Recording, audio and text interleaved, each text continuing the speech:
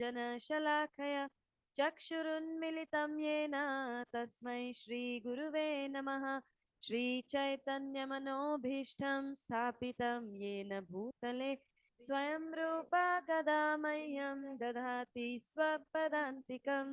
वन्देऽहं श्रीगुरुं श्रीयुतापदकमलं श्रीगुरुं वैष्णवांश्च श्रीरूपं साग्रजातं सहगण रघुनाथान्वितं तं सजीवं साद्वैतं सावधूतं परिजनसहितं कृष्णचैतन्यदेवं श्रीराधाकृष्णपादान् सहगण ललिता श्रीविशाखान्वितांश्च। हे कृष्णा करुणा सिन्धो दीनबन्धो जगत्पते गोपेश गोपिका कान्त राधाकान्त नमोऽस्तु ते। तप्तकाञ्चन गौराङ्गी राधे वृन्दावनेश्वरि वृषभानुसुते देवी प्रणमामि हरिप्रिये। वाञ्छाकल्पतरुभ्यश्च कृपा सिन्धुभ्यैव च पतितानां पावनेभ्यो वैष्णवेभ्यो नमो नमः। नमः ॐ विष्णुपादाय कृष्णप्रेष्ठाय भूतले श्रीमते भक्तिवेदान्त स्वामिन्निति नामिने। नमस्ते सारस्वते देवे गौरवाणी प्रचारिणे निर्विशेष शून्यवादी पाश्चात्य देशतारिणे।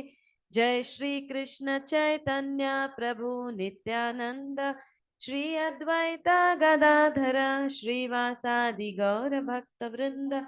हरे Krishna Krishna Krishna Hare Hare Hare Ram Ram Ram Hare Hare.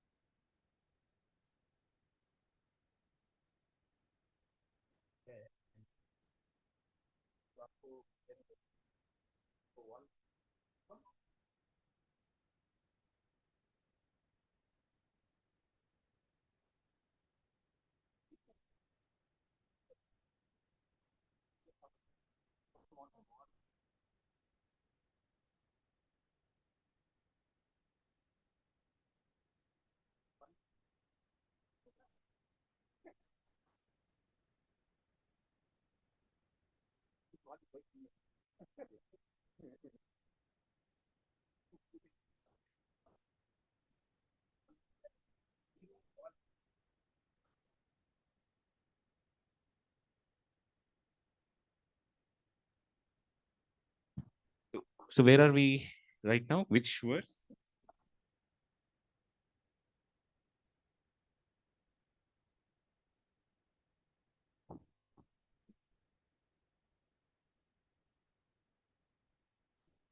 Anjali chapter 9. Well, Chaitanya Charitamrita, Anjali chapter 9. I'm sorry. वो भी एक बाकी है अभी. We finished 239, 240. 241 we are yet to start. Is that correct? Sulochana Mataji?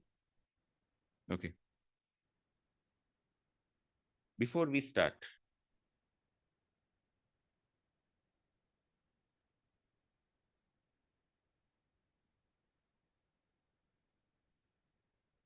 so before we start, last week, I think Rajanath Prabhu was not there. Murari Madhav Prabhu was not there, but Varada Krishna Prabhu was there. We discussed two things. One was Kala Krishna Das, how he went behind the Bhatta trees. Normally in ISKCON we call Bhatta Hari, but it's the Bhatta tree. What sense? So Kala Krishna Das going behind the Bhatta trees and Mahaprabhu going to Tiruvattar for getting the Brahma Samhita and the glories of Brahma Samhita. From that, we are now going to go to Mahaprabhu is going to visit Ananta Padmanabha Swami temple. And after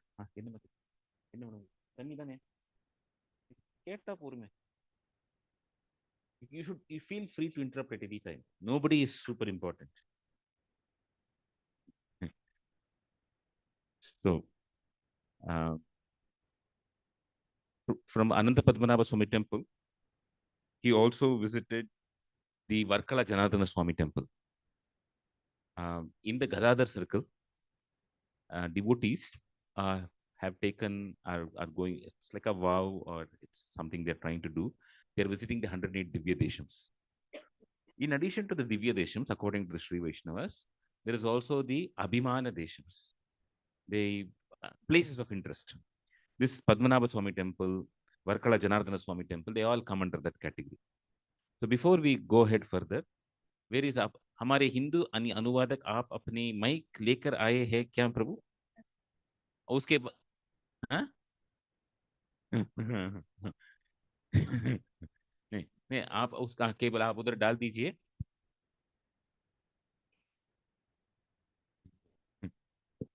Yeah. So I'll probably, there are few things here I'd like to see, unless and until you all tell something. One is, I think Hemasundari Mataji has prepared something on Tiruvattar. She and she's prepared something like some background material on Ananta Padmanabha Swami temple, maybe the Varkala Janardana Swami temple. He'll speak on that. He will have Dheeralalit Prabhu is going to do the Hindi mein anuvad.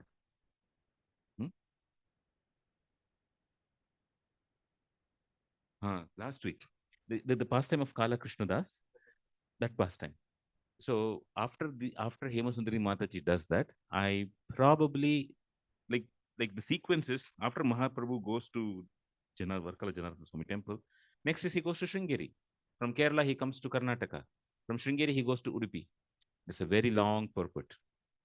Now it's up to us to choose whether we want to discuss about something about Sringeri, something about impersonalism, or there is some life applications from Kala Krishna Das.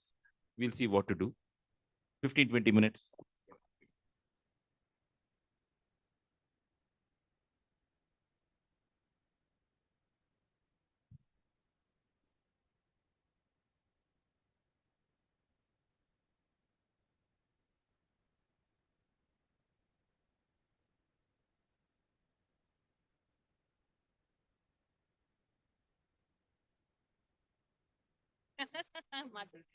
We want entertainment.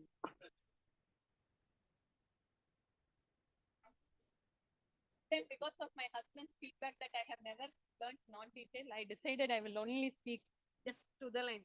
So only he has to add masala. You're talking too much. So you have never learned non-detail in your English classes. You're giving all small details unnecessarily.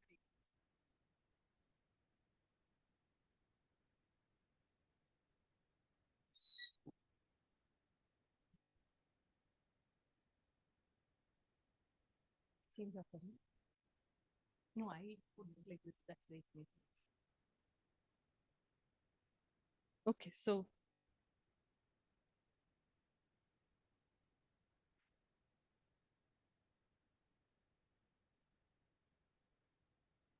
last week we read about Tiruvattar. Tiruvattar is the place where Brahma Samhita was found by Chaitanya Mahaprabhu. How did that name come? You see that there is a river called Parali Aru.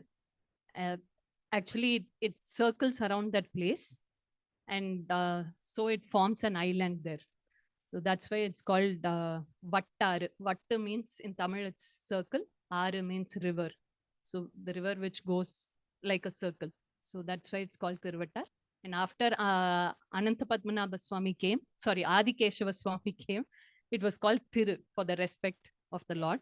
So Tiruvattar. Vattar is the circle river and Tiruvattar. And there are three rivers that are going around.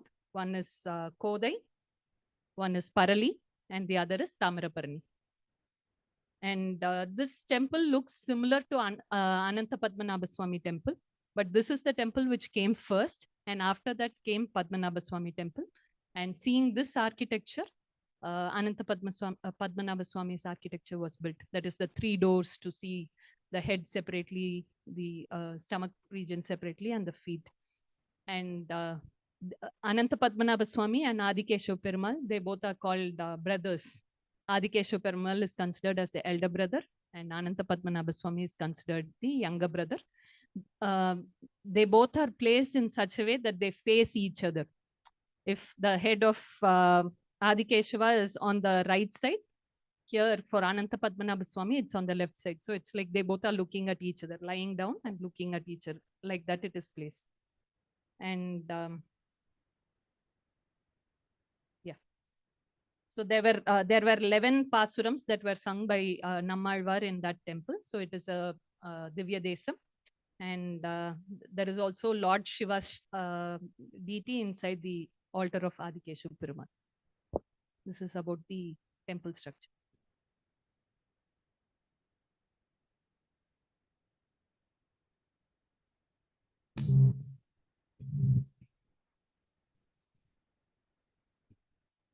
Right.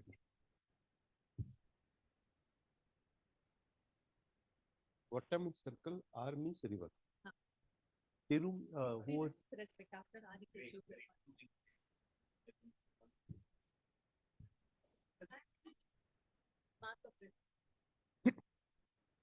Hare Krishna. तो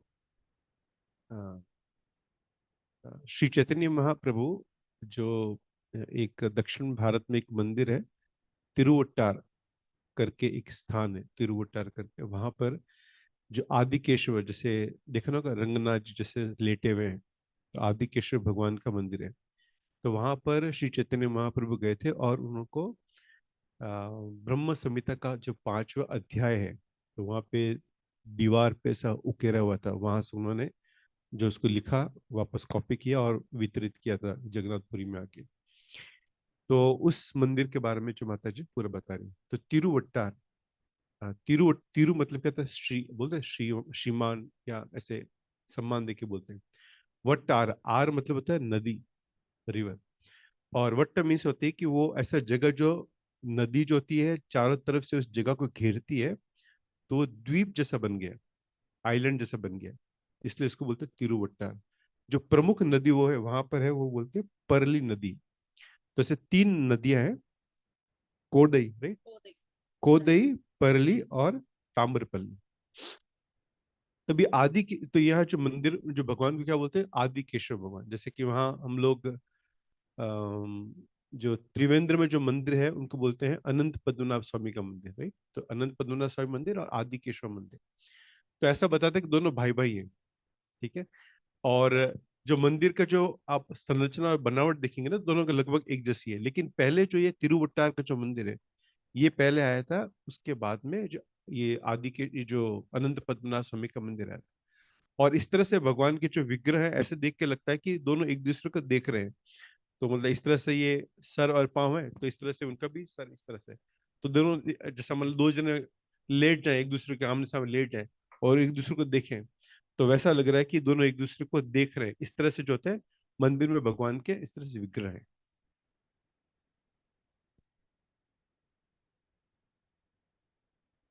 The pastime goes like this, how the temple was established. So Lord Brahma, once he wanted to take darshan of Vishnu, so he performed an yajna in the east of Mahendragiri mountain. So Mahendragiri mountain is in the eastern Ghats. Sorry, yeah. And to the east of that mountain, Brahma did yajna, and he came for the yajna without informing his wife. So she got angry. So what she wanted to do is, somehow I have to make this yajna a failure. So she decided that I will make the Brahmanas pronounce the mantras wrongly. So the yajna will anyway be stopped. So then she made them pronounce wrongly, and because of that, the yajna was not complete. But from the yajna, because of the wrong pronunciation, 2 demons, Kesa and Kesi, man and women. So 2 of them, they came, brother and sister, male and female, they came. And because they came from the yajna, they were immortal. So they started tormenting all the rishis. And now again, Brahma and all the demigods, they went and they prayed to Vishnu. So Vishnu told, okay, I'll take care of them. And he came as Adikeshav Perumal. He took the form of Keshava and he tried to, or he came to kill Kesa and Kesi. First, he was battling with Kesa.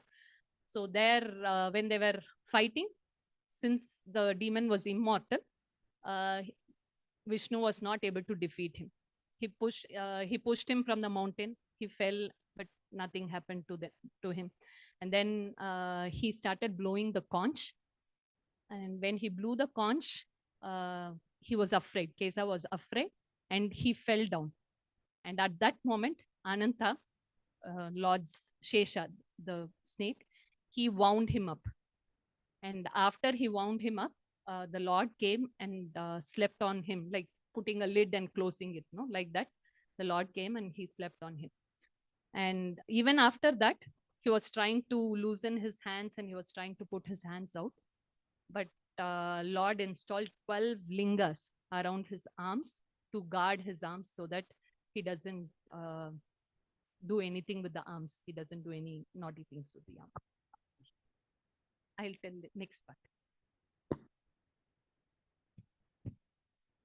बहुत बुरा हुआ। ब्रह्मा जी जो थे, उन्होंने जो actually मेरे You didn't listen to your wife today? You didn't listen to your wife today? I was almost saved from some similar curse actually.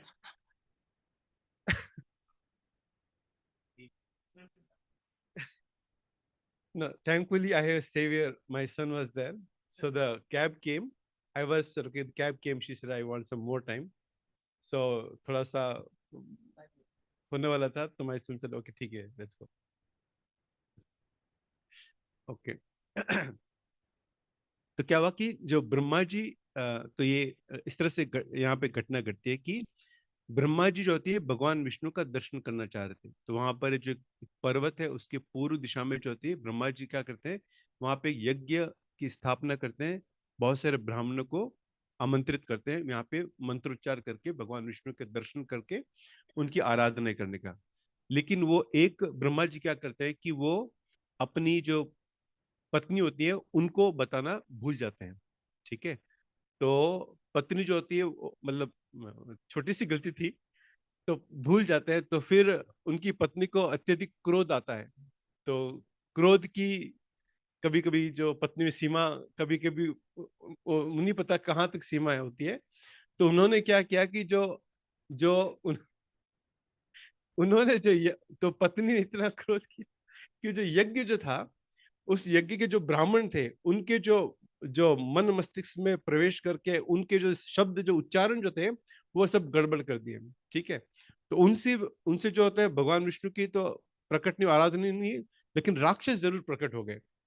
तो पत्नी के क्रोध से राक्षस पैदा हो गए और ब्रह्मा जी कुछ कर नहीं पाए।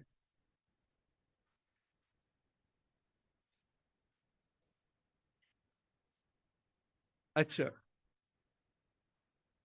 Not from anger. तो अच्छा,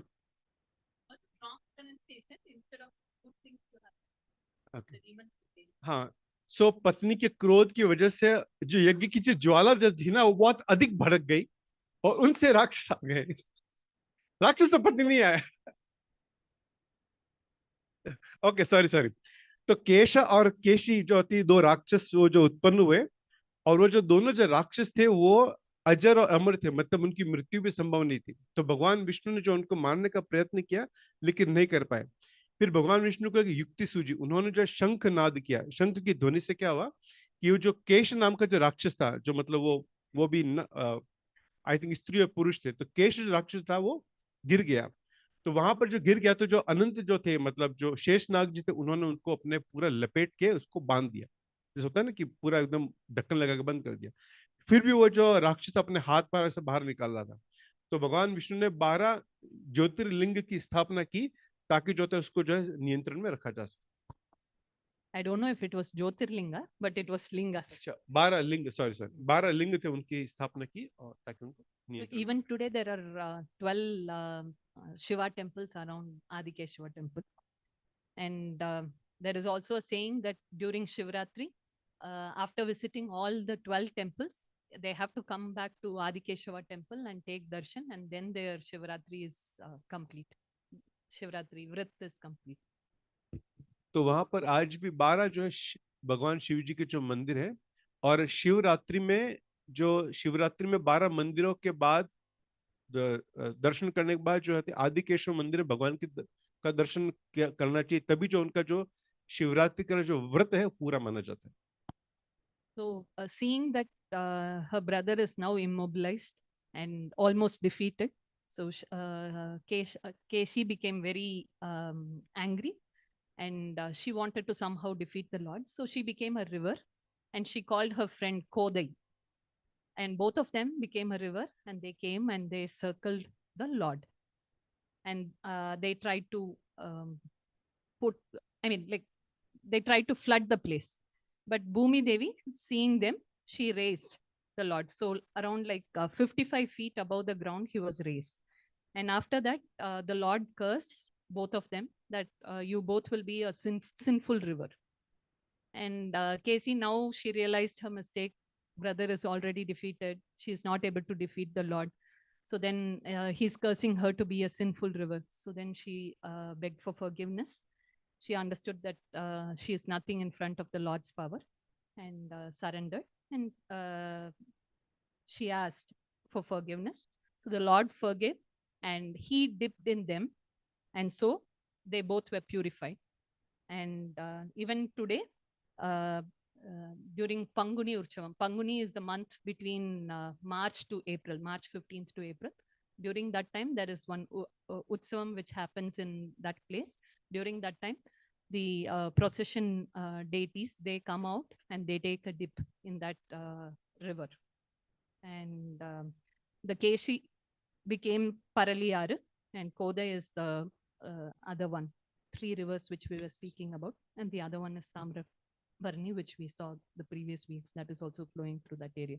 So the 3 rivers which are circling around the Lord, that's why it's called Tiruvattar.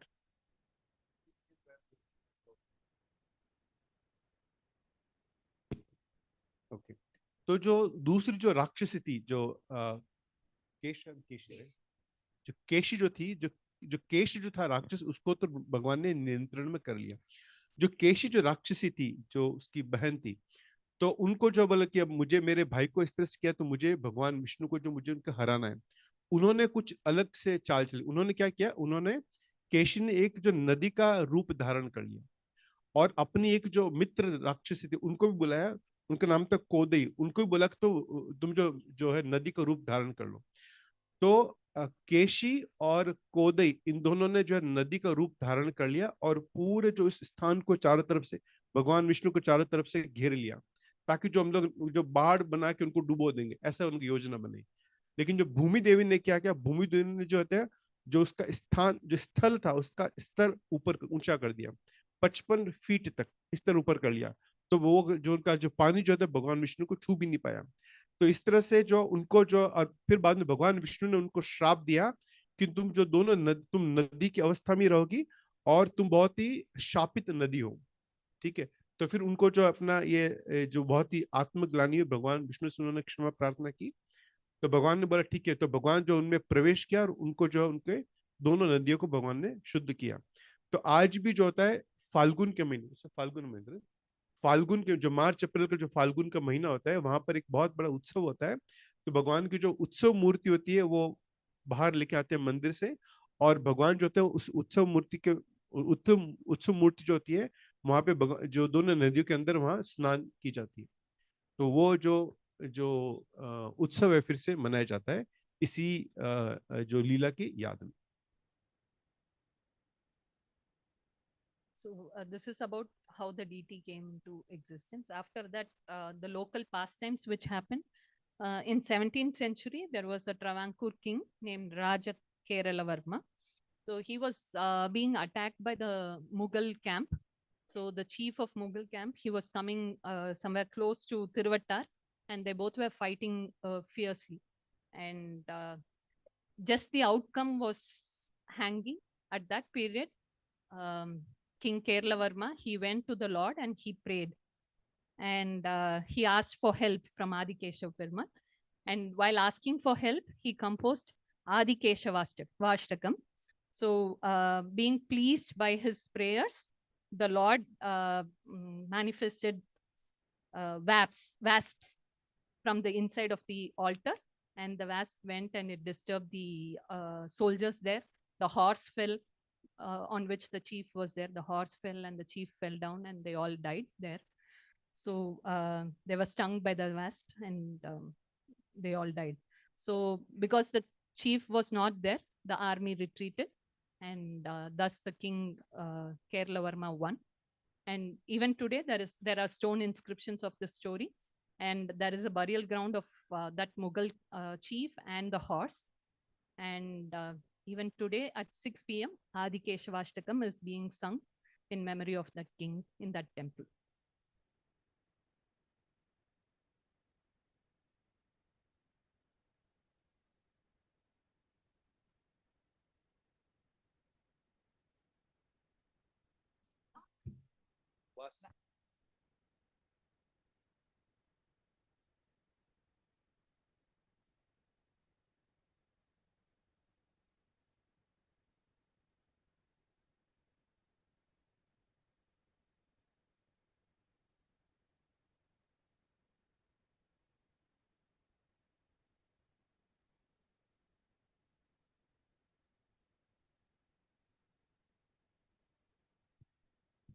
Okay, तो वहां पे आगे चल के एक और कथा आती है कि वहां पे एक राजा थे। तो राजा का नाम था केरल वर्मा, राज केरल वर्मा। और उनके साम्राज्य में एक बार जो कोई जो मुगल राजा थे, उन्होंने जो आक्रमण किया। इंद्र से तो वहां पर जो होता है, जो मुगल जो राजा थे, उन्होंने जो आक्रमण किया, तो ये जो राजा थे केरल वर्मा, वो हार रहे थे। तो उन्होंने फिर जो होता है, जो आदिकेशव जो भगवान थे, उनके सामने जाके भगवान से प्रार्थना की रक्षा के लिए, और आदि केशवाष्टकम गाया। तो भगवान जो थे, उनकी जो आराधना से प्रसन्न होके भगवान ने क्या किया, क्या लीला रची की जी, बहुत सारी जो जो मधुमक्खियां होती है, जो होती है ना पीले कलर की, जो बहुत काटती, तो वो अड्डा, अच्छा, ओके, तो ये पीली वाली, ठीक है। तो वो जो मधुमक्खियां थी, बहुत सारी मधुमक्खियां जो थी, वो जो सेनापति जो थे, उस सेनापति को ऊपर आक्रमण किया। सेनापति अपने घोड़े से गिर गया और मर गया। तो सेनापति जब नहीं था, तो उसकी वजह से पूरी जो सेना जो थी, उन्होंने पूरे मतलब हाथ खड़े कर दिए या हार मान ली। तो आज भी वहां पर ये वहां पर जो घोड़ा है और राजा का जो गिर गया था, उसकी पूरी वहां पे जो समथिंग इज मेड, हाँ, तो जहां पे उसको गाड़ दिया गया था, तो वो अभी भी उस जगह पे वहां पे है। और आज भी रोज शाम को 6 बजे जो ये आदि केशवाष्टकम मंदिर में गाया जाता है। So this happened in the 17th century, and in 18th century, there was a Nawab called Dost Ali Khan.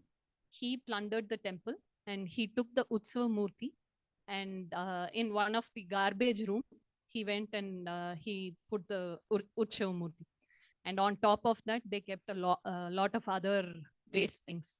But every day, the deity from bottom would come to the top and sit. And meanwhile, his wife fell sick, and even after so many treatments, she never became all right.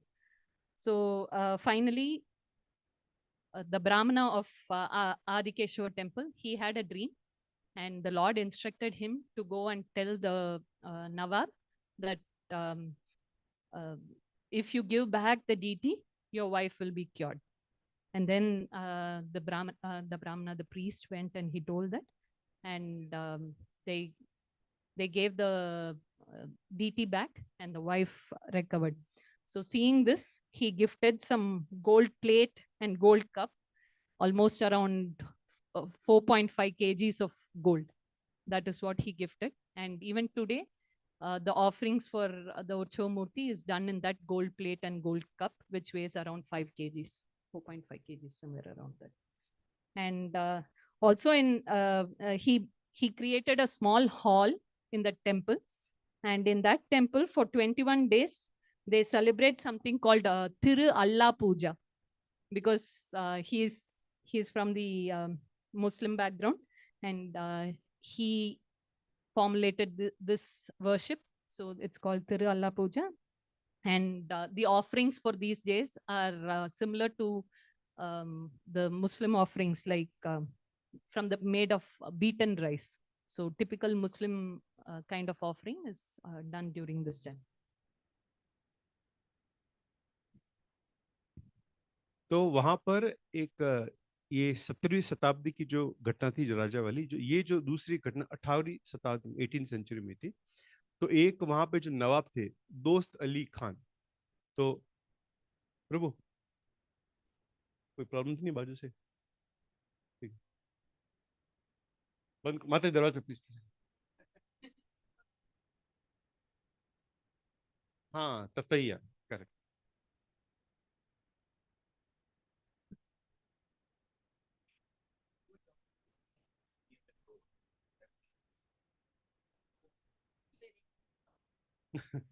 Door is close now, safe. तो दोस्त अली खान जो थे उन्होंने क्या किया, तो भगवान की जो उत्सव मूर्ति जो थी एक गड्ढे में डाल के ऊपर उन्होंने कचरा डाल दिया। ठीक है, ऐसे क्या, तो जब भी ऐसा करते भगवान जो होता है उत्सव मूर्ति के ऊपर आ जाते, फिर बार बार अगेन इट रिपीटेड।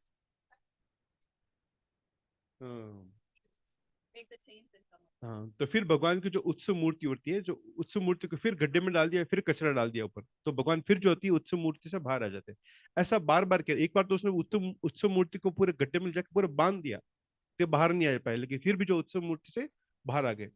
अभी इसी जो घटनाक्रम में क्या होता है कि जो उस नवाब दोस्त अली खान, उसकी जो पत्नी होती है वो बीमार पड़ जाती है। तो बीमार पड़ जाती है, बहुत ज्यादा प्रयत्न करने पर भी, बहुत ज्यादा इलाज करने पर भी जो होती है वो ठीक नहीं होती। तो फिर जो भगवान जो आदि केशव जो भगवान जो पुजारी होते हैं उनके स्वप्न में आते बोलते हैं कि आ, हाँ, कि वो जो विग्रह है, जो वो विग्रह जो पूरे मंदिर में पुनः स्थापित करो, तो तभी जो होते पत्नी का जो वो ठीक हो पाएगी। तो वो जो पुजारी जो होते हैं वो दोस्त अली खान के पास जाते हैं, उनको समझाते हैं कि कृपया जो ये जो विग्रह है पुनः मंदिर में स्थापित कर दीजिए, उसके बाद ही आपकी जो पत्नी ठीक हो पाएगी। तो उन्होंने इस चीज को माना, फिर उन्होंने, उनको भी थोड़ा ग्लानि जो महसूस हुई, तो उन्होंने फिर एक सोने की जो बहुत बड़ी प्लेट और कप उसको दिया कि आप इसमें जो भगवान को जो है भोगा, आप जो भोग जो लगा चढ़ाते हो इसमें चढ़ाओ। लगभग 4.5 किलो सोने की जो प्लेट और कप होती थी। उसके साथ साथ जो, तो उन्हें एक बड़ा सा एक हॉल बनाया, राइट। तो जहाँ वहां पर जो होती है वो वहाँ पे पूजा की जाती है, जो आदि केशव जो थी उनकी, और उस पूजा को बोलते हैं तिरुवल्ला पूजा। ठीक है, तो और लेकिन उसकी जो वहाँ जो पूजा होती है काफी हद तक जो मुस्लिम जो प्रार्थना पूजा करते हैं उनसे मिलती जुलती है। वहां पर जो जो पोहा यूज करते हैं, अवलक्की जो होता है, बीटन राइस। अच्छा, तो मुरमुरा का वहां पर भोग लगाया जाता है।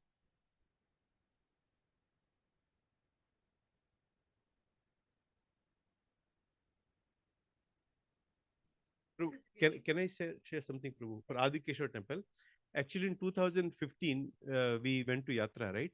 So somehow for that portion, like I was not there, Tiruvata. So I was there in the beginning, Tiruvata I missed, and again I joined because they were then hometown. Vibhu was just born and they're coming. So I went then. So I missed the Tiruvata. And I heard that, okay, Chaitanya Mahaprabhu did pass him. So somehow like from since then I was saying like, intense desire. Somehow or other I want to go to Tiruvata. But no one goes from here, like they are not so popular, like how to go. So one time then, what 2019, I went to this Kerala, Amalapua, my co-brother and his wife, they were staying. So we went to meet them. And they made the plan to have some visit to Puhar. Puhar is the place in Kerala, some like beach and everything. So I said, okay, fine. Then the so idea was that, okay, from here, Bangalore, board the train and they will join in Amalapua, and then the train will continue to all the way to that place, Puar. So and surprisingly, the train attendant was one Malayali, and he was a devotee. He was in Kantimalti, like everything, and he was connected to SNGM, and I don't know his name yet. And I mean, and now he speaks Tamil or Malayalam, I don't know. So somehow that night passed. In the morning he came. In the morning, he told to my co-brother, because he was a doctor, he learned the language over there, Malayan. And he told that there is one temple In Puha, there's one temple is there, you go to the temple. I said, which temple? There is a place called Tiruvattar and then go to Adikeshwar temple. Oh, Tiruvattar. So then, otherwise I had no plan or idea, anything. And it went, so I was so happy that, okay, after this Puha, the trip was over. On the way back, we visited the Tiruvattar temple, and then we came to back.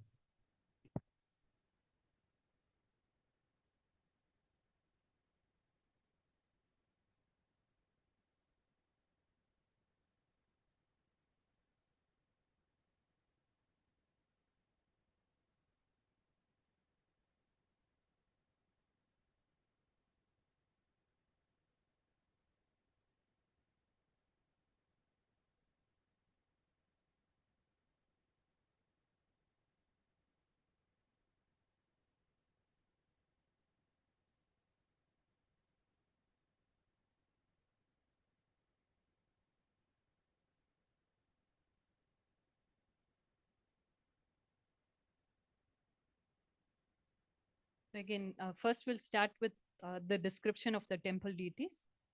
So before we enter the main altar of Thiruvananthapuram, there is a beautiful darshan of Lord Narsimha. Then after that, we enter the hall, Ananta Padmanabha Swami Hall. It's a hall made of single stone. And as you enter, first you see the face. Then from the lotus face, we move till the feet. So 3 doors. First door, we see the face, then the stomach, abdomen portion. And then the third door, we see the lotus feet of the Lord. And Padmanabha Swami is reclining on the serpent. And he's facing east. So his head is on the north and leg is on the, head is on the south and leg is on the north. And then inside the deity, there are 12,008 shalagrams and 12,008 shalagrams inside. That's what is within the deity. There are 12,008 shalagrams. And the posture is called the yogic slumber, cosmic slumber, that is Yoga Nidra. And his eyes is partly shut. And from the navel comes Brahma. And behind Brahma, there are 33 crore devatas. It's in the background of Brahma. And then in the left hand, he holds, in Chin Mudra, he is holding the lotus flower. And the right hand, he extends and he's dropping like this. His fingers are dropped.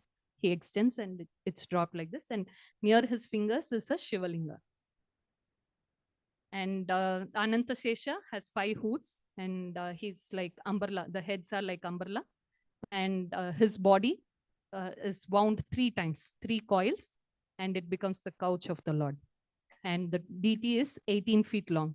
There, Radhikeshwar Perumal is called the elder brother because he's 22 feet long. Here, Ananta Padmanabha Swami is 18 feet long. And again, in front of this deity, we see other 2 sages, Markandeya Rishi and Bhrigumuni. And in standing posture, we see Lakshmi Devi and Bhumi Devi. Because of the nature of the deity, they don't do any abhishekam. They only do flower abhishekam. And the peacock feather is used to remove the flowers after the abhishekam. And there are few small deities in front of Ananta Padmanabha Swami. So that is Padmanabha, who's standing. And he has Shri and Bhu on his 2 sides. And these are the procession deities. And for those deities, Abhishekam happens daily. And they are also called as Vijaya Vigraha. And there is one more Padmanabha Swami who's in sitting posture. And he is used for, he's taken in procession every day around the temple, the sitting posture Padmanabha. And then from the stone hall, if we go out, we will be able to take darshan of Vishwakshena, who's the army general of Vaikunta. And then once we are out of this altar, there are 2 deities of Lord Rama. One is Lord Rama as a king in Ayodhya, and the other Lord Rama in forest along with Sita Devi and Lakshmana. And there is one other shrine of Lord Krishna. And the Dvijastamba is made of silver in front of Krishna. The Dvijastamba is made of silver flag stuff. And in front of Ananta Padmanabha Swami, there is a golden flagstaff. In near that, there is a huge deity of Hanuman. And there are some beautiful descriptions about Hanuman here. He is always decorated with butter, and the beauty is this butter never melts. Even when it is very hot, it never melts. And even once there was some fire accident or some fire, and even then the butter didn't melt, and the fire didn't enter after Hanuman's deity. It didn't cross the Hanuman's deity.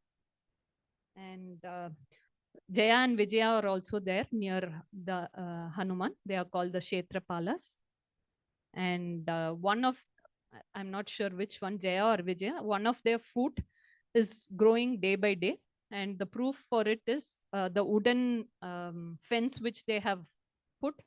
From that, his leg will be protruding. So they say that his foot is growing. And outside this main altar, there is a small platform.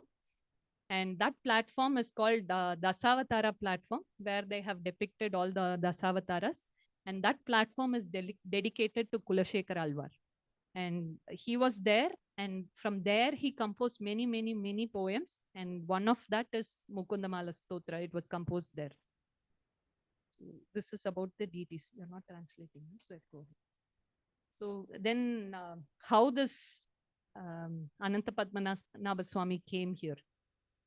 So that story goes like this. There was one Brahmana. Some of them say his name was Divakara Muni, and others call him as Bilva Mangala Muni. This is not our Bilva Mangal Thakur, it's different. And this Muni was in, his base was in Karnataka. And he was doing puja to Lord Vishnu every day. And one day when he was doing puja, a small child came by, and the child was looking very radiant and beautiful. So he was so attracted to that child. And every day when he was doing puja, the child used to come. And one day he asked, "Who's your father? Who's your mother?" And then he got to know that the child has no father, no mother, and no resident at all. So then the sage told, "Why don't you live with me?" And then the child told, "Okay, I'll live with you, but on one condition. You should never reprimand me. You should never humiliate me. Only on that condition, I will be with you. Anytime you do that, I will go away from here." He told, "Okay, why we are going to do this to a child? Okay, you be with me."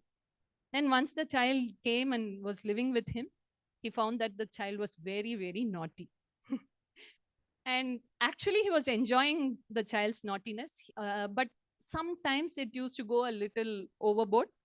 And he used to get angry, but he used to remember, okay, I've promised that I will not scold him. If I scold him, he'll go away. I like this child, so I have to keep quiet for that. So he was keeping quiet. And then on one day when he went to do his puja, his shalagram shilas were missing. He was searching, and then the child brought it out from its mouth. So he became very angry, and he scolded. After scolding, he just pushed slightly with his hand like this, go back. Like, so the child said, "You're crossing your or you're not keeping up your promise. So I'm going to go away." And it starts running, and the child starts running. He knew that it was Lord Vishnu because of the radiance the child had and all those things. So when it started running, he immediately started chasing the child, asking forgiveness and asking it to be with him. He told, "No, I cannot be, because you humiliated me. So I'm running away." And as it was running again, he was keeping on chasing. And finally, because he was begging, he told, "If you want to see me again, you have to come to Ananta forest. Only if you come there, you will be able to see me." And the child ran very fast. He couldn't keep up the pace, but he was hearing the waist bell and the ankle bell, and he was following. He tried to follow, but after some time, the sound also disappeared. So he could not follow after that. He became very upset. He was running around, wandering everywhere to find where this Ananta forest is, because he didn't know where it was. He was going all around. When he was going all around, one day he came to South Kerala. And there, in one of the place, a tribal woman, she was scolding her son, saying that if you are naughty like this, I will throw you into the Ananta forest. Just hearing the word Ananta forest, he became so fresh, and he went to that lady and he asked, I want to know about the whereabouts of that forest. So please help me. And then she gives him all the information. She guides him. Hearing all this, he was so happy, and he gives his blessings to her. And then he takes one night torch in those days, that with wick and all those things. He takes that night torch and he goes to the forest based on her guidance. And as he goes there, he starts hearing the ankle bells and the waist bells. He's so happy. He's trying to search. And suddenly in front of him, an ilupa tree. I tried to find the Hindi word. It said mohava, mohwa. I don't know what. Mowa. Okay. Mowa tree. In Tamil also it is ilupa only. I don't know how to explain that. So an ilupa tree, a huge ilupa tree fell in front of him. And slowly it started radiating some light. And then the form of Ananta Padmanabha came.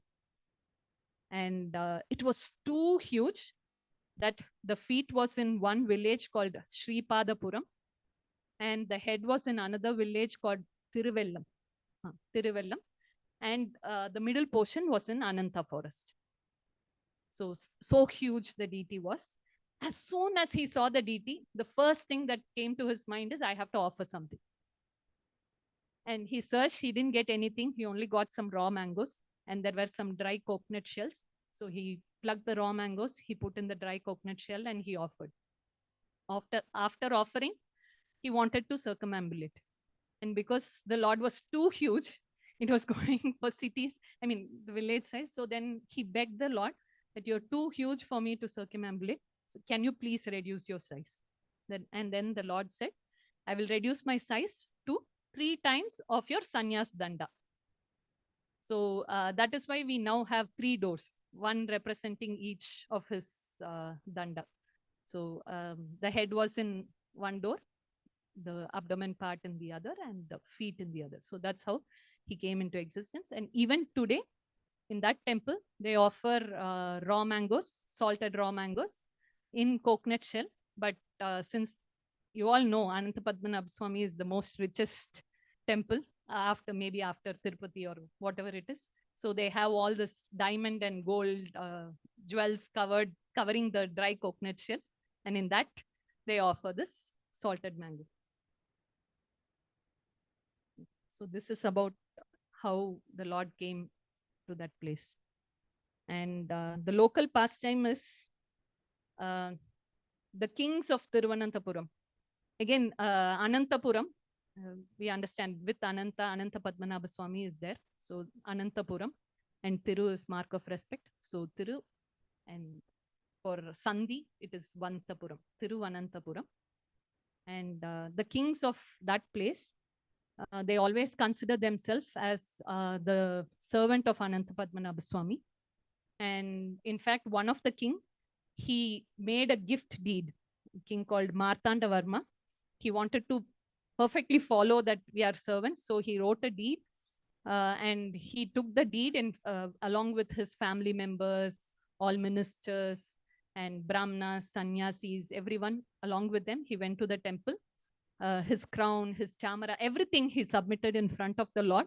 And he wrote that everything belongs to you. And then he took the blessings of the Lord, and he asked the priest to give back his sword and all those things. And he said that I'll be ruling on behalf of you. So we are all your servants. So he wrote a gift deed. And in that, it is also mentioned that even in future generation, any of the other kingdoms are conquered, everything belongs to you. Anything that our kingdom possesses, that actually belongs to you. That is what he wrote. And they're all called as Padmanabha Dasas. That lineage, they are called Padmanabha Dasas. And there are few miracles that happen in that temple. To say a few, in 1563, milk flowed from the cracks of the altar. And in that 1 year itself, it flowed 3 times. So they consider it as the Lord being instilled in milk ocean. So they consider it like that. And then in 1628, I said, right, there are two Rama temples. So in one of the Rama temple, again, cracks were there and milk flowed. And they tried to fill the cracks. Even now, today, if we go and see carefully, we can see those cracks. And the other miracle is when we go to the backside of the altar wall, near the feet, if we keep our ears, they say that fortunate souls can hear the waves of sea near his feet. And in 1818, the Lord moved his sleeping pose a little bit, and the priest, they could notice the tremor in the altar. When they were there, they could notice. So that is one. And in 1865, they heard the lion roar from inside the altar. And some of them say that even today, after closing the temple, the security guards can hear the lion roar. So they call it the beauty of Lord Narsimha. We saw Narsimha temple is also there inside. So that. And near the Krishna temple, we have the disappearance place of that Bilvamangal Muni. That's all.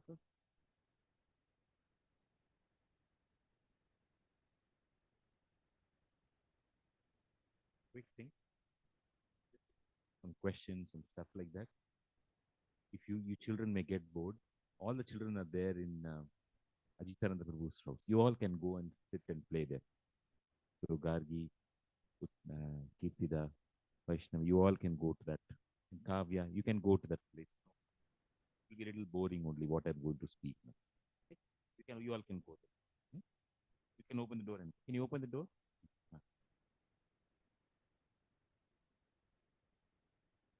They don't want to. So we haven't read a single verse today. Let's read verse number 241 to 243.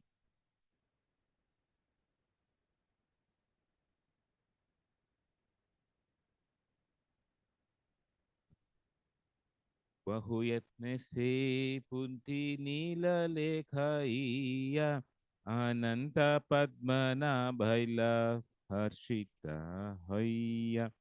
Sri Chaitanya Mahaprabhu copied the Brahma Samhita, and then with great pleasure he went to a place known as Ananta Padmanabha. Concerning Ananta Padmanabha, one should refer to Madhya Lila chapter 1 text 115, verse 242. दीन दुई पद्मनाभेर कैल दर्शन आनंदे देखिते ओइले Shri Janardan. Sri Chaitanya Mahaprabhu remained for 2 or 3 days at Ananta Padmanabha and visited the temple there. Then in great ecstasy he went to see the temple of Sri Janardana. The temple of Sri Janardana is situated 26 miles north of Trivandrum near the Varkala railway station. दीन दुई ताहा करी कीर्तन नर्तन पायस्विनी आसिया देखे Shankara Narayana. Sri Chaitanya Mahaprabhu chanted and danced at Sri Janardana for 2 days. He then went to the bank of the Payaswini river and visited the temple of Shankara Narayana. Now comes the very big purport. Okay, today I'll probably request Swami Raghunath to read this very big purport. Shringeri Mathe Ailla Shankaracharya Sthane Matsya Tirtha Deki Koila Tunga Bhadraya Snan. Then he saw the monastery known as Sringeri Mutt, the abode of Acharya Shankara. He then visited Matsya Tirtha, a place of pilgrimage, and then took a bath in the river Tungabhadra. A monastery known as Sringeri Mutt is situated in the state of Karnataka in the district of Chikmagaluru.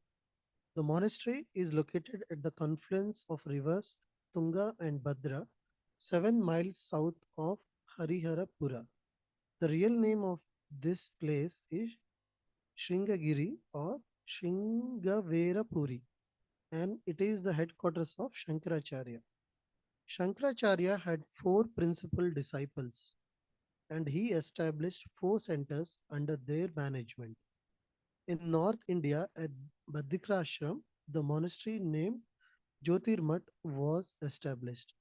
At Purushottama, the Bhogavardhana or Govardhana monastery was established. In Dwarka, the Sharada monastery was established. And the fourth monastery established in South India is known as Sringeri Mata. In the Sringeri Mata, the sannyasis assume the designations Saraswati, Bharati, and Puri. They are all Ekadanda sannyasis, distinguished from the Vaishnava sannyasis, who are known as Tridandi sannyasis. The Sringeri Mutt is situated in South India in a portion of the country comprising Andhra, Dravida, Karnataka, and Kerala. The community is called Bhurivara and the dynasty is called Bhur Bhuva. The place is called Rameshwara and the slogan is Aham Brahmasmi. The deity is Lord Vara and the energetic power is Kamakshi. The Acharya is Hasta Hastamalaka and the Brahmachari assistants of the sannyasis are known as Chaitanya. The place of pilgrimage is called Tungabhadra and the subject of Vedic study is the Yajurveda. Continue, bro.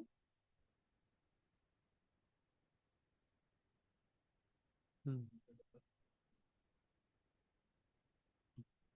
The list of disciplic succession from Shankaracharya is available, and the names of the acharyas and the dates of their accepting sannyas according to the Shakara era or Shakabda or are as follows. For approximate Christian era dates at 78 years. Shankaracharya 622 Shaka. Sureshwaracharya 630. Bodhana Acharya 680. We'll go to the last row. And Narsimha Bharati 1739. Sachinandana Shivabhinava Vidya Narsimha Bharati 1788. Regarding Shankaracharya, it is understood that he was born in the year 608 of the Shakabda era in the month of Vaishaka on the third day of the waxing moon in a place in South India known as Kaladi. Kaladi. His father's name was Shivaguru and he lost his father at an early age. When Shankaracharya was only 8 years old, he completed his study of all scriptures and took sannyas from Govind, who was residing on the banks of the Narmada. After accepting sannyas, Shankaracharya stayed with his spiritual master for some days. He then took his permission to go to Varanasi and from there he went to Bhadraka Ashram, where he stayed until his 12th year. While there, he wrote a commentary on the Brahma Sutra as well as on 10 Upanishads and the Bhagavad Gita. He also wrote Sanat Sujatiya and a commentary on the Narshima Tapani. Among his disciples, his four chief disciples of Padmapada, Sureshwara, Hasta Malaka, and Trotaka. After departing from Varanasi, Shankaracharya went to Prayag, where he met a great learned scholar called Kumarila Bhatta. Shankaracharya went to discuss the authority of the scriptures, but Kumarila Bhatta, being on the deathbed, sent him to his disciple Mandana in the city of Mahishmati. It was there that Shankaracharya defeated Mandana Mishra in a discussion of the Shastra. Mandana had a wife named Saraswati or Ubhaya Bharati, who served as mediator between Shankaracharya and her husband. It is said that she wanted to discuss erotic principles and amorous love with Shankaracharya. But Shankaracharya had been a brahmachari since birth and therefore had no experience in amorous love. He took a month's leave from Ubaya Bharati and by his mystic power entered the body of a king who has just died. In this way, Shankaracharya experienced the erotic principles. After attaining this experience, he wanted to discuss erotic principles with Ubhaya Bharati, but without hearing his discussion, she blessed him and assured the continuous existence of the Shringeri Matha. She then took leave of material life. Afterwards, Mandana Mishra took the order of sannyas from Shankaracharya and became known as Sureshwara. Shankaracharya defeated many scholars throughout India and converted them in his Mayavadi philosophy. He left his material body at the age of 23, sorry, 33. As far as Matsya Tirth is concerned, it was supposedly situated behind the ocean in the district of Malabar.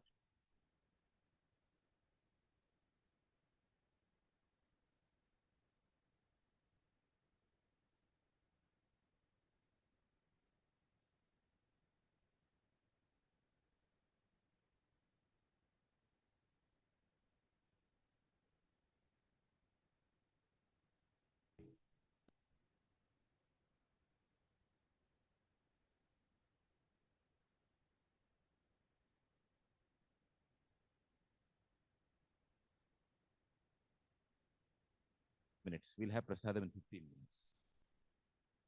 Huh?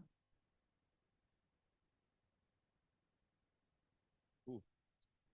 Is that room? So this is a question. This is a point of discussion which um, many devotees have, like, speak in hushed tones, so to say. They don't speak properly about it, and there's a confusion too. And some of them have extensive clarity on it, and that some of them could be some of you. So I'd like to hear from some of you the clarity on it. Here we discussed about Shankaracharya. There are several things about Shankaracharya here. There is this whole pastime about Bharati and Shankaracharya trying to describe to her about some erotic principles, etc. That is one part of it. Then there is the whole principle of what is Advaita as such, and children will get bored with it. We probably don't have time this time, this today. We'll probably discuss it next time a little bit more. But prior to that, the sequence has been about, like, from last week to now. A great thing was Kala Krishna Das being rescued from the butter trees. Now, the point of discussion here I want here is, from your perspective, like from the perspective of, from what all of you know, I'd like to hear from all of you first, and then I'd like to add something more. Mahaprabhu went and rescued Kala Krishna Das. There were these butter tree ladies who tried to allure him, etc. Now, in as a practicing devotee, one of the first vows we take up is following the four regulative principles. And one of the four regulative principles is no illicit sex. Now, no illicit sex can have several meanings. One meaning, which is commonly understood here, is that I, or the person, shall not associate with a woman other than my wife. Or the same thing applies for a lady other than her husband, vice this way, that anything. Number one. Number two, the understanding is it is so while that is okay, the corollary of it is of this number one is one can have as much physical relationship as possible with one's own wife. That's number one. Number two is one has to be regulated in one's own life with one's wife. But the thing here is one tries it, try it as much as possible. It's okay. Otherwise, it's okay.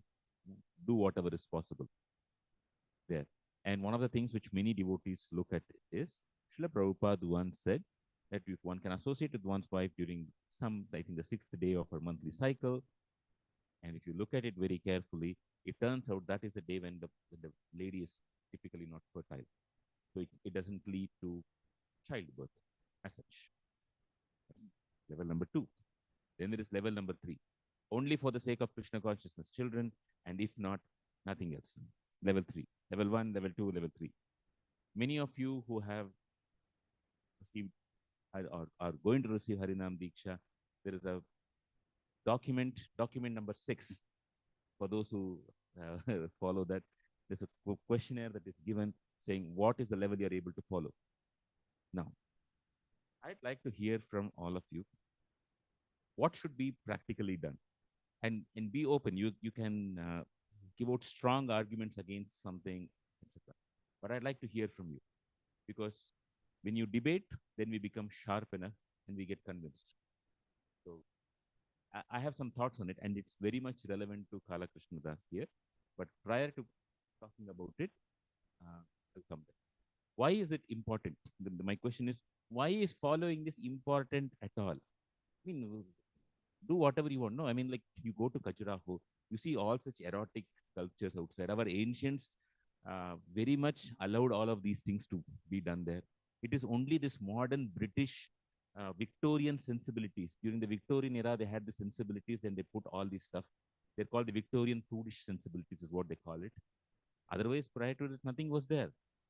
In other words, the strong argument that I want to put to all of you is our ancient era said that embrace your nature. Don't go against your nature. So we should, these things are very restricting and constrict our own thought process too. What do you all say? No, the very fact that we are in this material world is because of lust. So, having come to spirituality, somehow lucky, somehow got in connection with Guru and Krishna and scriptures, if we are not able to restrict that or regulate that, then what is the point?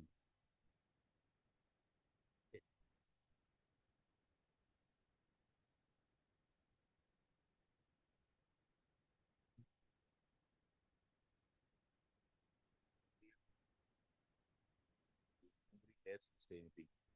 Everybody fears to be judged. I know that. But you don't need to speak about yourself. You can speak about for somebody else. Don't think that nobody is going to tell that you're speaking for yourself. Think about it like a debate. You're going to say pros and cons.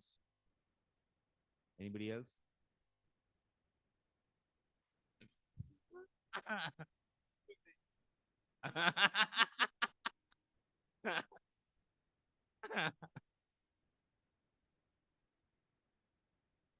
We'll come to it. I need you to translate at some point, but I want to finish in 10 minutes, 15 minutes. That's all. I just close it and then we'll have to start. Yes.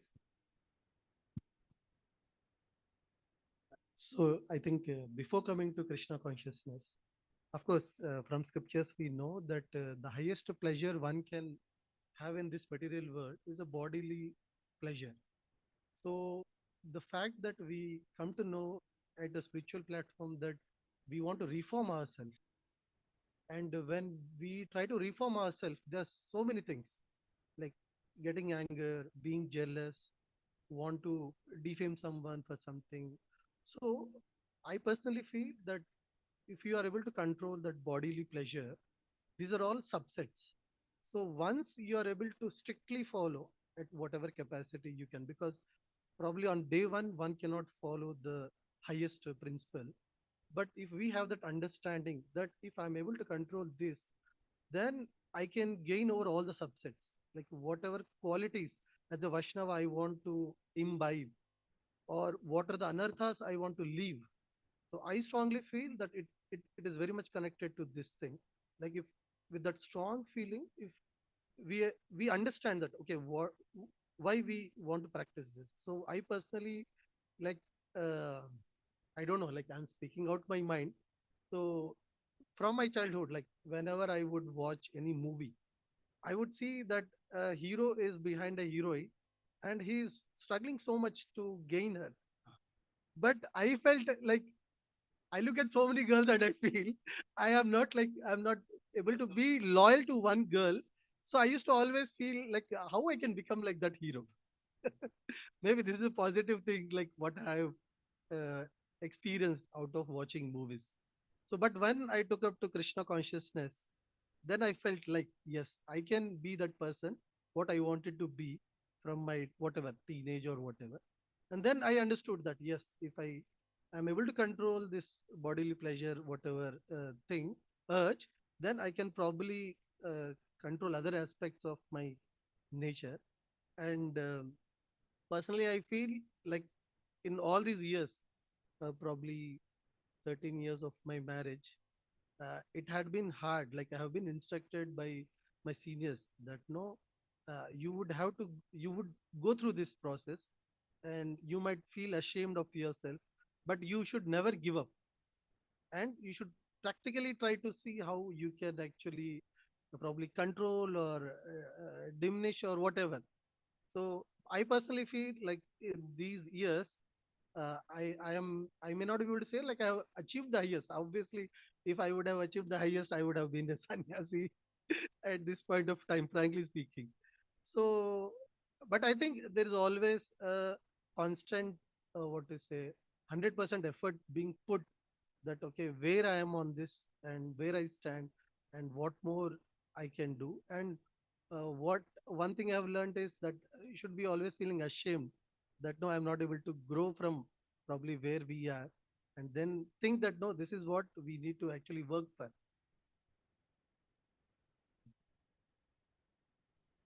Being ashamed, does it not make us have very low self-confidence? Uh, and does it not stunt our growth? I don't think so, Prabhu. I remember example of I think Yamunacharya. I think no, I think it is described that no, when he thinks about that no union between a man and woman, he wants to spit at it. There it is the case. He's there. It is saying that it is tucham. It is so low, which means he has crossed over. Yes, I'm yes, talking about, in general, a person who has not crossed it. Only a person who has not crossed is ashamed. yes. A person who has crossed will think that this is trivial. Right, right. Yamunacharya is telling this is trivial, right? Like you might be used to eat ice creams and everything now, but on the road, as a child, we used to get that goli soda, and I mean that is like nonsense, trivial. Like Yamunacharya is telling that goli soda kind of a thing. That's good. Okay. Okay. Sorry. Okay. Okay. Hmm. Yeah, yeah, bro. Yeah, yeah, yeah, yeah. That is the point I'm telling.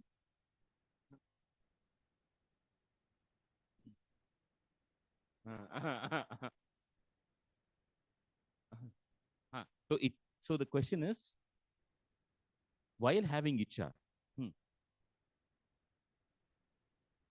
No, you're telling good. You're telling nicely. That's why. Yeah, please. So when a person has the icha, as you very rightly pointed out, um, making a person feel all low, doesn't it stunt his growth? Always, I'm not good. I and it can even decrease his or her confidence, etc. Will it not be like that? No, I think if someone is 100% sure to walk on the path of spirituality, so they need to have, we all need to have some benchmarks. Like when we serve, Say that 100%. The moment you say 100%, this means this Krishna conscious path is only meant for elite few. First of all, those who chant are few. Of that, those who chant, those who follow this are even that for a smaller 10 power minus 3% subset.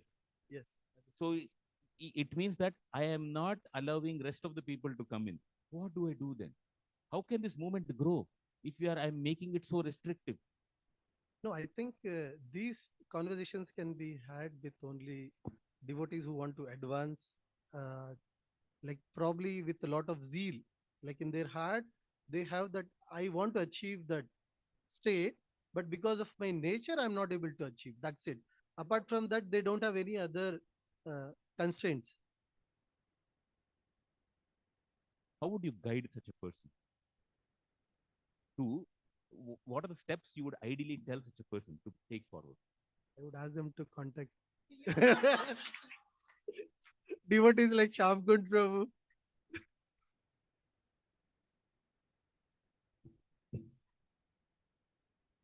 Prabhu, A certificate movies don't run here, Prabhu. So I send them to the next level.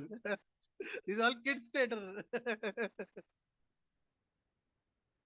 Many are qualified enough to handle this, at least in circle levels. I have not been guided. It's just that, thankfully, such a poor candidate like me needed two paramparas to support me to even come or be where I am. So in that parampara also, I had very clear instructions and guidance.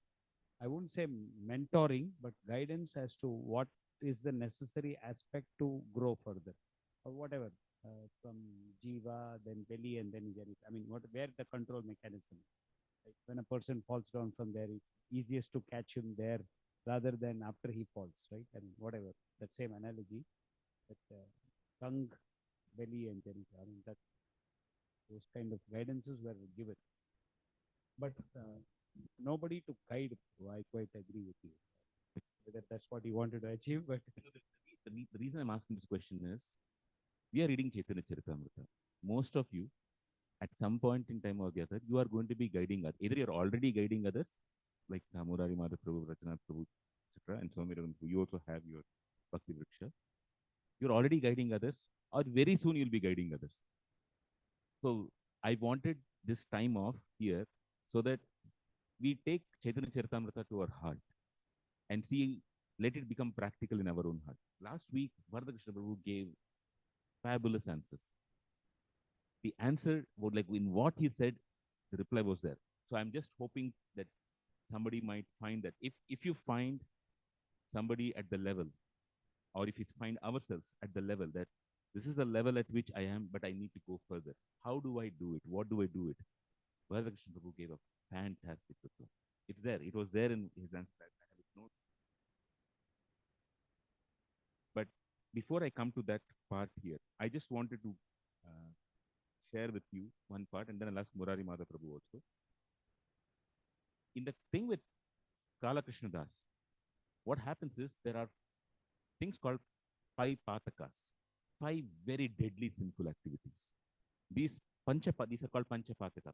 Some of you might go to a temple on some Abhishekam days. Sometimes in the Abhishekam time, they'll tell this Mahanarayana Upanishad. Panchapataka apramuchyate sarva veda parayana punyam labate. The meaning is the one who recites this Narayana Upanishad or one who recites this Om Namo Narayana, which in extension comes to any name of the Supreme Lord. You can take the Hare Krishna Mahamantra also for that matter. Panchapataka. There is a Panchapataka and then there are Upapatakas. There are the 5 deadly sins and there are 18 sub deadly sins in one sense.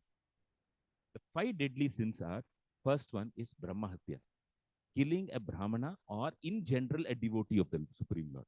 That Hatya is significant. Second is Surapana, alcohol or any intoxicating element. These days you have drugs and things like that. You can do any kind of a thing there. Third is Steyam, which is stealing. It is general, it's called stealing gold, but it actually corresponds to stealing anything. So Brahmahatya, Surapana, Steyam, and Guru Vanganagama, which is having a physical relationship with teacher's wife. So first is adult, like you have the Brahmahatya and everything, but the principle of not going to any other lady is actually coming from this Guru Vangamana, which means that is level number 1. The adultery level, we never associate with any other lady or man other than one's lawfully wedded spouse. Number 1. The number 2 that comes here is actually based on number 3. The number 3, if you go in Srimad Bhagavatam, Canto 2, Chapter 6, text number 20. Note down this. I will not be reading the full thing, but you can go home and read it. Canto 2, Chapter 6, text number 20. In that, it's written here. The spiritual world, which consists of 3/4 of the Lord's energy, is situated beyond this material world. no problem. Tripada Syamratam Divi, like how we hear in the Purusha Sukta. Okay? And it is especially meant for those who will never be reborn. Others who are attached to family life and who do not strictly follow celibacy vows must live within the three worlds. Which means those who don't follow celibacy will not get entrance into Vaikuntha. As simple as that. Now it is our prerogative to see what to do to come to that stage. And most of the times, the fundamental principle is, am I really motivated to go to that level? Once, first and foremost, one should have the motivation. Second, one should have relationships with people who can help to do it. And third is one should have engagements to do it. Only then this whole thing comes into picture. For example, this with Kala Krishnadas, what Sri Chaitanya Mahaprabhu did is he broke the first thing, like this Guru Vangamana, etc. There are 5 patakas, right? I told only 4. The 5th one is association with anybody who's doing any of these 4. So that's the problem here as such. Huh? Huh? We cannot.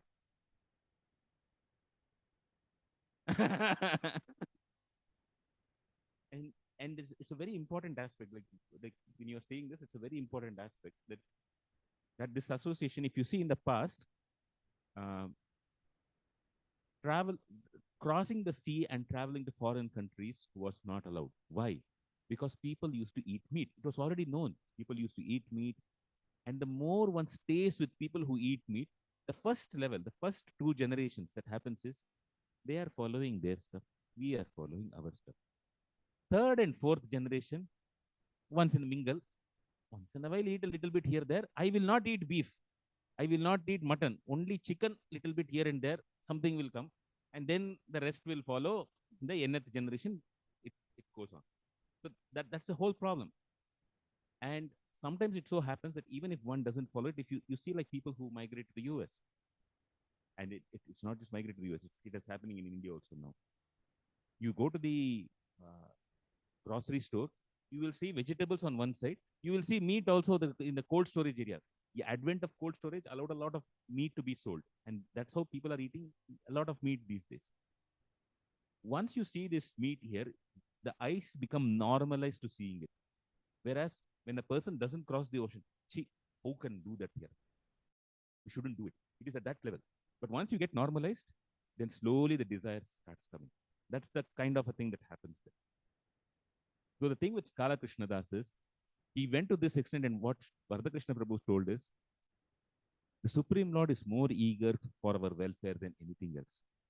And therefore, you generally find that somebody who comes from a very good family, like you all have good families, you all have good children, etc. You would find that if each of you tries to follow these principles carefully, at some point in time, if your mind overtakes and says, maybe I should give in, I should just do it, you will find something in the world coming, like maybe somebody stops you from doing, there's an alarm clock ringing, there's a bus coming in front, something will happen. There will be an obstacle. And that is the way in which, like how Chaitanya Mahaprabhu came in the life of Kala Krishnadas, he does it for us. We are not so great people like Kala Krishnadas, we are having his full association, but the Supreme Lord does come, or the Guru does intervene in between. In other words, in our sense gratification, if we ever find an obstacle, we should be thankful. We should know God is present in my own life. He's there to do that. That's at that particular level.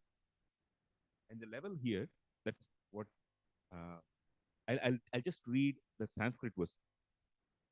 Antastrilokyastu aparo grihamedo abrihat vrataha. All of us know Bhishmacharya as the one who took the Brihat Vrata. The Brihat Vrata is the Vrata of celibacy. Grihamedo abrihat vrataha. The one who do not follow this Brihat Vrata, abrihat vrataha, they have to be going in this cycle of birth and death. Srila Prabhupada writes in the purport, the householders and persons who have deliberately broken the vow of celibacy cannot enter the kingdom of deathlessness. That is Vaikuntha. Cannot do as such. And then he gives various examples, etc. And he even talks about Celibacy. No, so the notion of celibacy is in a married life only for the procreation of children. Other than that, nothing else. That's what is spoken about. But then the scriptures are such that they want everybody to come to God. So how can this be? On one hand, there is one low level, not going to any man or woman other than one's own spouse. That is sort of doable. But the more one gets into this high class society, even that becomes very tough.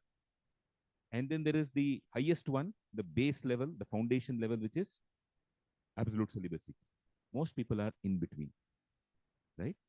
And these in between people to go from where they are to this is where we need, number one, a discussion or reading of such purports.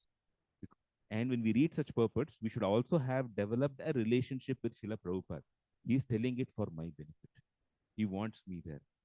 Next, Prabhupada has told it. My guru is following it. And if my guru is following it, he is going to go to the kingdom of deathlessness. What will I be doing? I will be sitting in this world. I will be going around in this world. How can I go back to the spiritual kingdom? My going back to the spiritual kingdom is not because I have attraction for Krishna or Rama or Varaha. My going to the spiritual kingdom is I have attraction for my spiritual master. If if I have to get his association again, it is only going to be the spiritual world after this birth. He will go to the spiritual world. No problem about it. There is no two questions about it. Or he may not go to the spiritual world. He will go to one more material place in the material world where he'll be doing some seva for Srila Prabhupada. But when he does the seva, he needs a very qualified person. Will I be that qualified person to enter into that seva? For me to do it, I need to follow this. This is one thing. So the motivation has been, how can I come to the association of these devotees? That is from the motivation side. But when the motivation is nice, but when a person fails, why is it so, and how to come out? The point you said is very, very valid, that one should feel sad for it. One should feel sorry for it, because that engenders humility. It brings in humility in the sense that I am not good enough. And this humility is the one which makes a person depend on God, depend on Guru, depend on devotees. I need all of them. Without this, one doesn't progress further. So in other words, this struggle is actually the most important struggle in the life of a devotee. Because without this Trinadapi Sunichena, one cannot get an entrance to the holy name at all. So most people think about it as a problem. This is not a problem. This is a divine arrangement for us to become devotees. Number one. Number two, the humility will come only typically when we openly talk about it to another senior devotee or to one's guru and follow what the senior devotee or guru says. When we don't say that, that ahankara still remains. And as long as that ahankara remains, it's very tough to let go of it. The third thing is, we typically go through Daivi Hiesh Gunamai Mama Maya Duratyaya. That the thing is that Krishna's statement that this Maya is very tough to overcome. And we try to approach this that I failed once, I'm going to try again. It doesn't work. Daivi Hiyesha Gunamayi Mama Maya Duratyaya. Maya's force is enormous. It is like a Mount Everest which is standing on top of me. What will Mount Everest do? It will only crush me. Nothing can, I cannot be saved if Mount Everest falls on my head. Just doesn't work. Mameva ye prapadyante maya metam tarantite. One has to depend. That prapadya is the dependence. And one of the things that works in this dependence is, for people who like this, why do people like it? Several reasons. Number one, people who like this physical relationship, it is actually that they want to feel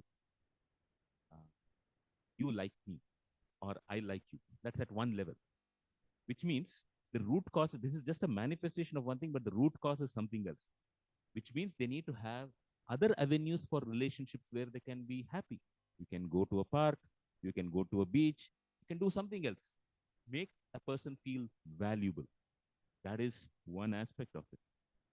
But the other aspect here is, as people come to middle age, people feel like I want to accomplish something. So spend your time in accomplishing something. Identify your nature.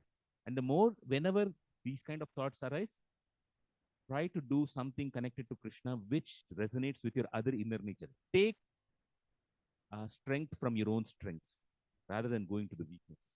So when you can guide devotees this way, they will find it helpful. Just some superficial thoughts here. Murari Madhaprabhu, ಇವಾಗ ನಿಮ್ದು ಪ್ರಭು.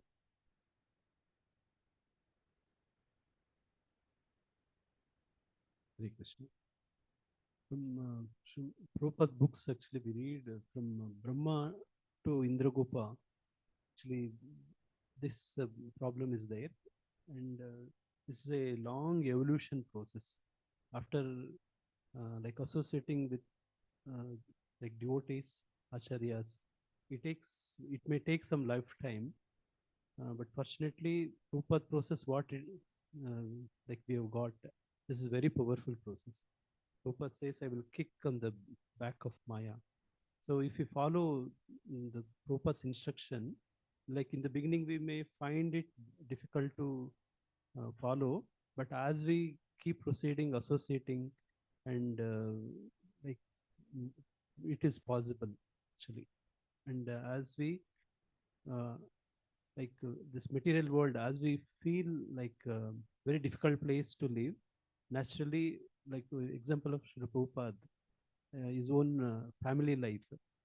When he find difficult in living in the family life, actually means because of various things, loss in business and other family, like he took Vanaprastha.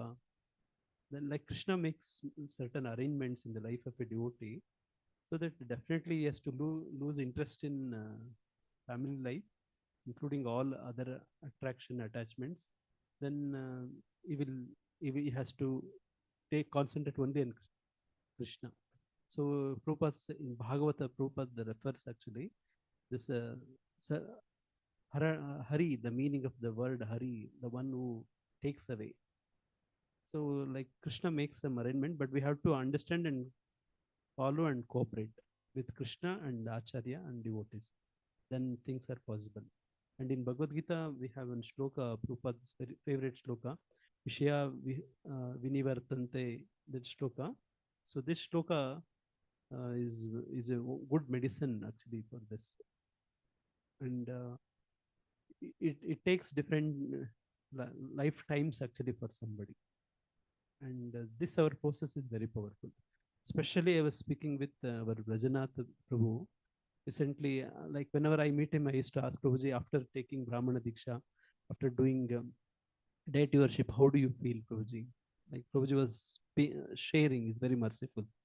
So like this, actually, Prabhuji was telling that this deity worship, particularly for this, is very, very good. So that's what actually I realized from Prabhupada, from Prabhu actually. So like this, our process is very strong actually, whatever may be our condition. So just to add, just to elaborate, not add, elaborate what Murari Madhaprabhu is saying. What most people don't understand is, what they don't take it in is, this process of just chanting the Hare Krishna Mahamantra for 16 rounds every day and just hearing Bhagavatam and reading the Bhagavatam actually purifies. If we ever feel that we are not good enough, it only means we have to invest more time in this, along with, of course, service to devotees, definitely. So what Prabhu was saying is this process is powerful enough. Yes, sir. Itself is powerful enough. So why I need to put my time, energy, unnecessary effort there, and then feeling myself guilty, I'm not good enough. I'll fix, like that's what like mostly devotees say, that how you came out of all the bad habits of eating meat or alcohol, our thing. So even this habit also will come out of it. We just focus on doing the service to devotees and this and that, Right. and like to function in autopilot mode, and things will work. What you have That's to your say? understanding. Is that what you're saying? I'm not. I mean, that's what like general understanding is there with the devotees. That's a general understanding. But if it is autopilot mode,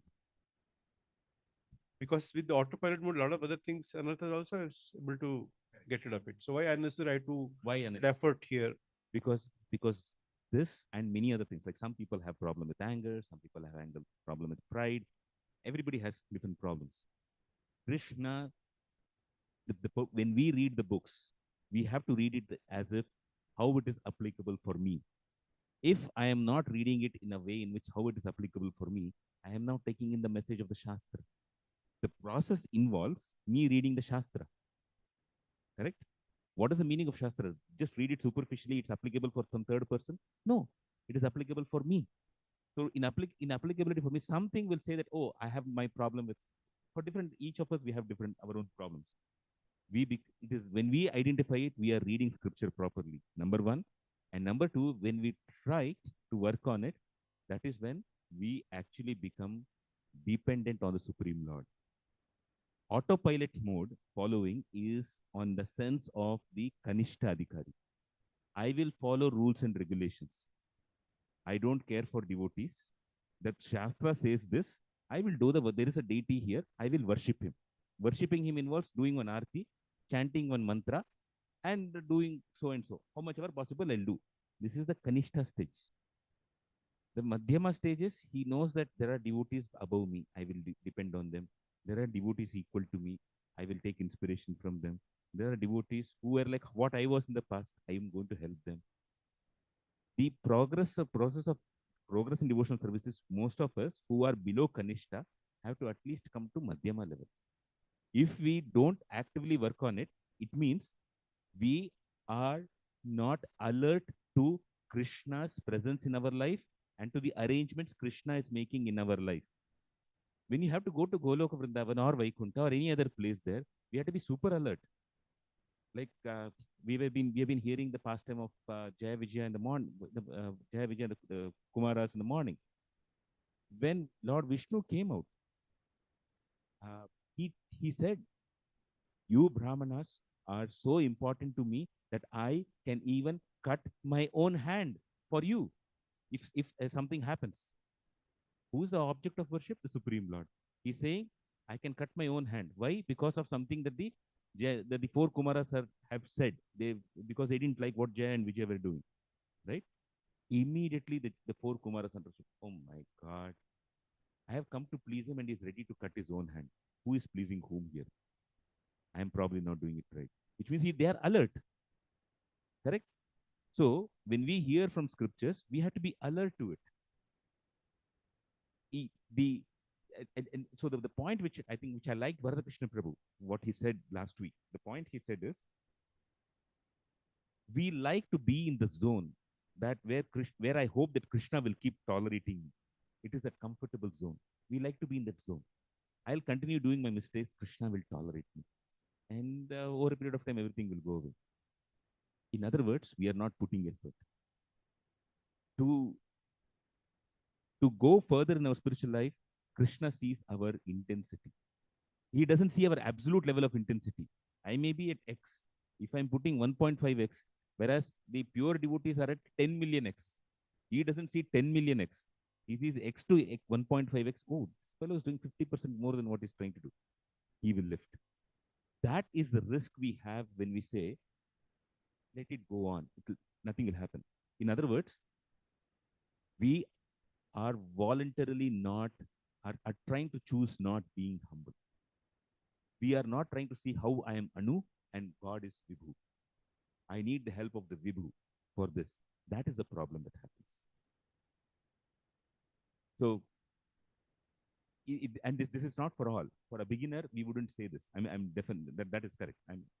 You are right if you are to beginner, if you wouldn't say it, yes, perfectly fine, no problem with it. But as a person progresses, especially for a person who comes to the stage of Diksha, this should be very clear in their mind. For a non-Diksha candidate, yes, okay, sir, you be happy, do whatever. But for a Diksha candidate, this should be there.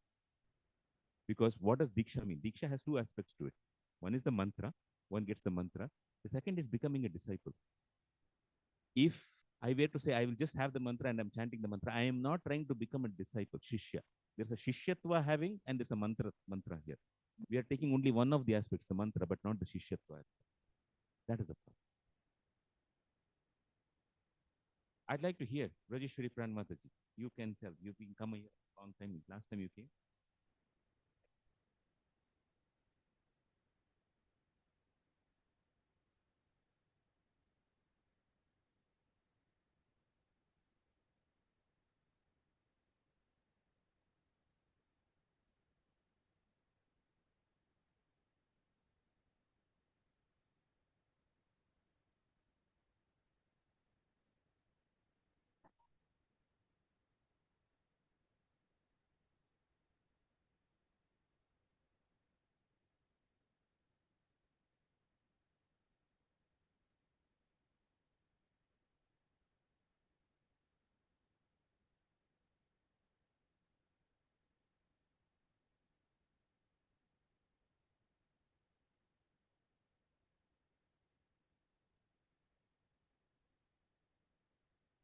I'm just thinking, practical application of Kalakrishna Das in our life, like when we got attracted to our senses, we run behind them.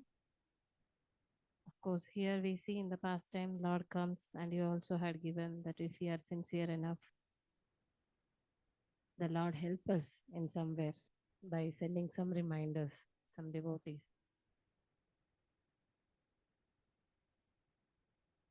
First thing, if we see the nature of our senses,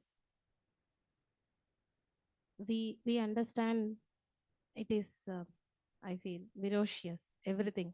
The eyes wants to see all the time. The ears wants to hear.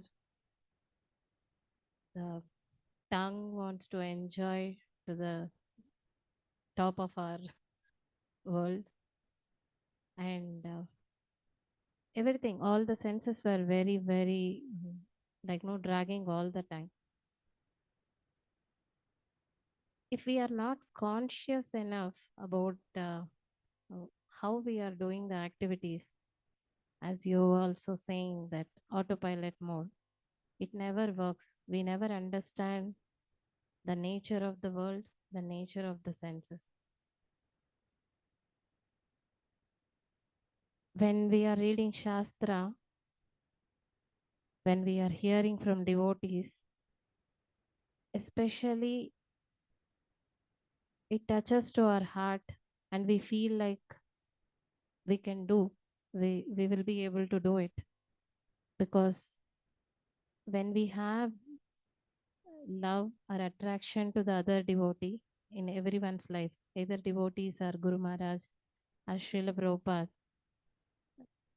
and like Krishna also says, Param Drishta Nivartante.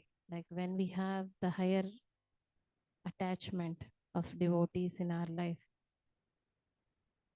these things over a period of time, it will reduce, like no, the snakes of Indriyas will stop biting. It is not because of our that no, we are controlling something, but it is because of Guru Krishna's blessings in our life. And how do we understand? You also spoke about the humbleness. When we think that I'm able to do it, the minute we think that I'm able to do so and so rounds, I'm able to serve the devotees, I'm able to do this, the pride immediately enters to the head, and that no, our senses will again get activated.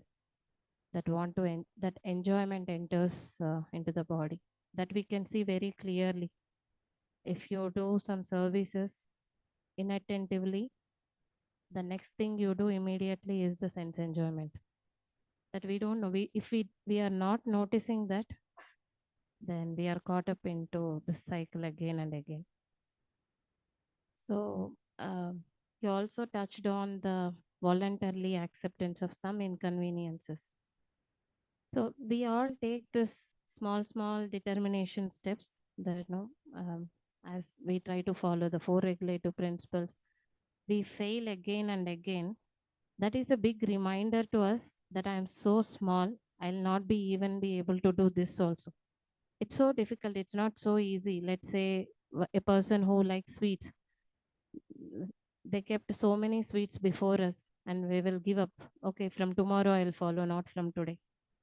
So it's as simple as that. Anything. I'm just telling about the mouth.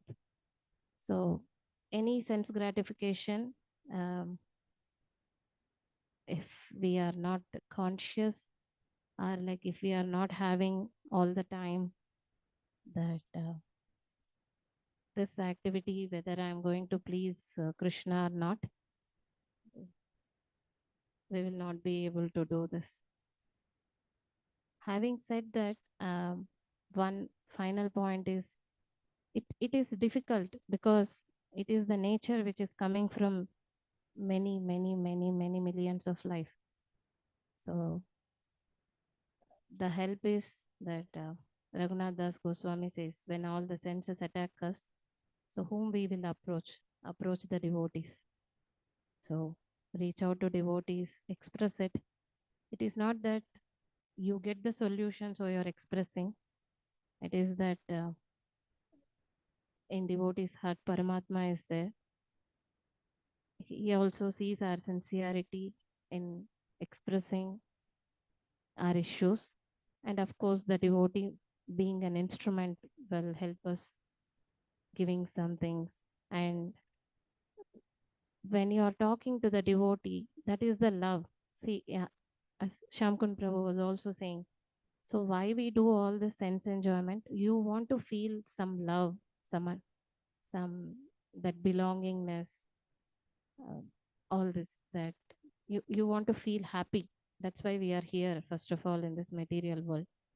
So when we have the relationships, which gives ultimately a lot of happiness, and we won't feel lingering on this the sense enjoyment. Sorry, Prabhu, it is long, but yeah, my thoughts are like that.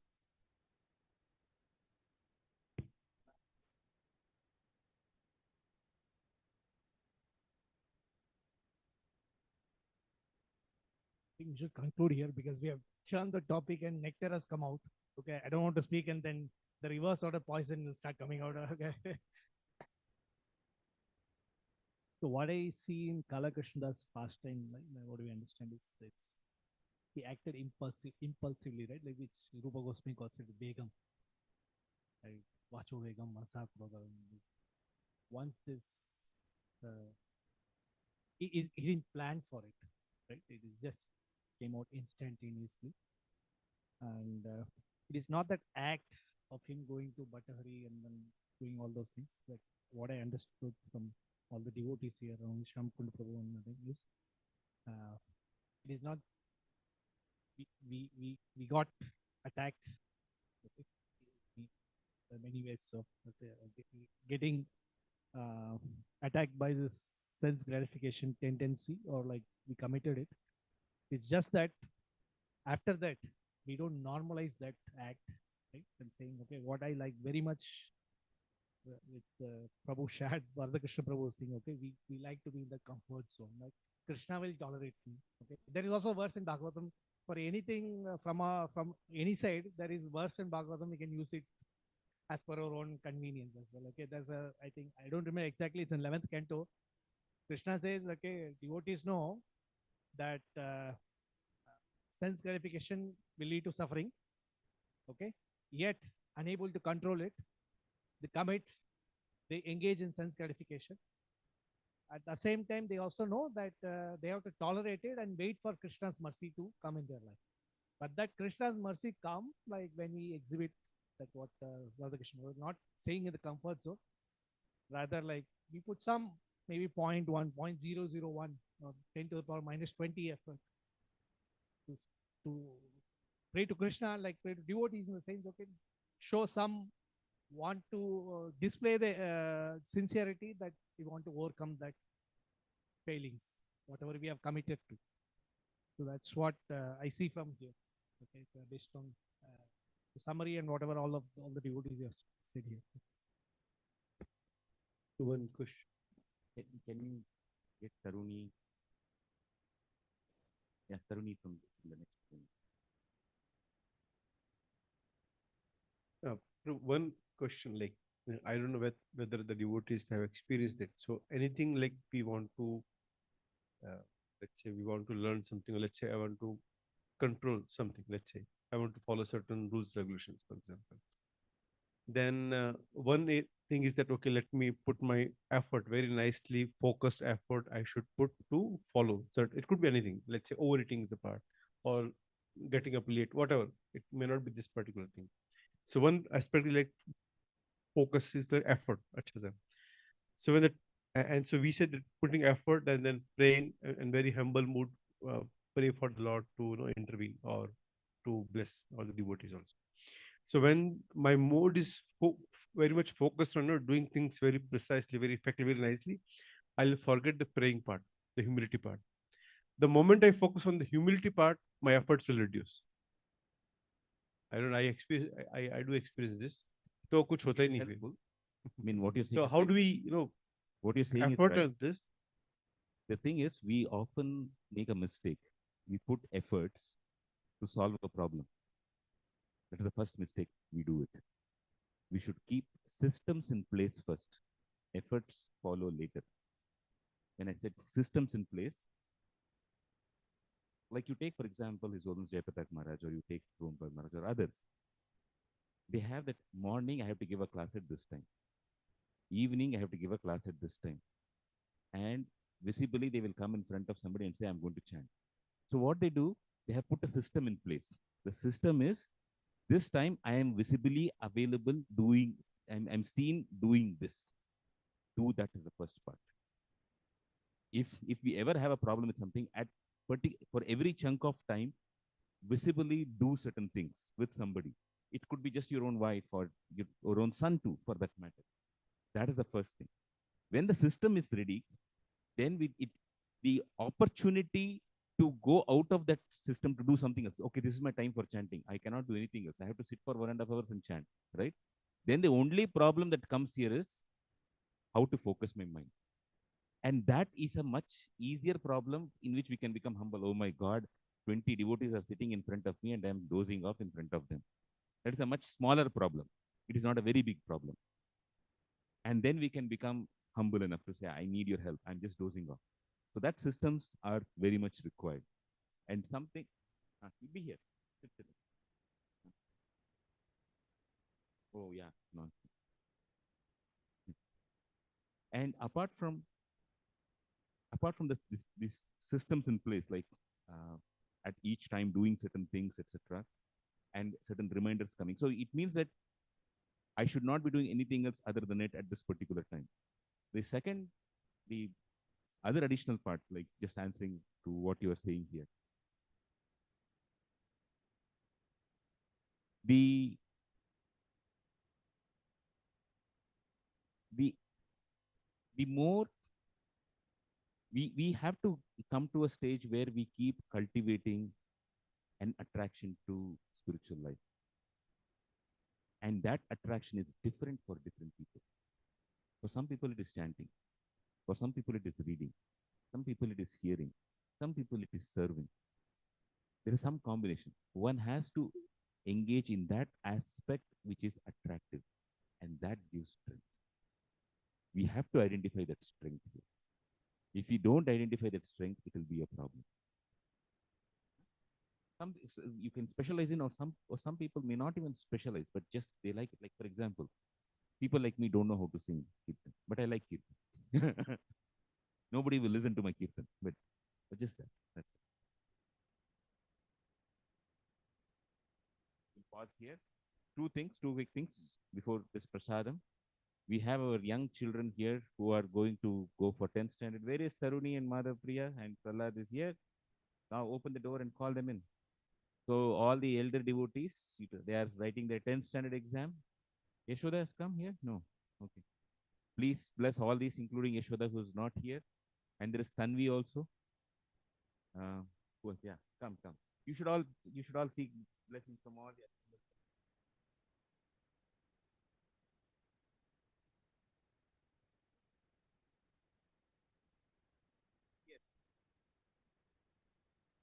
Huh?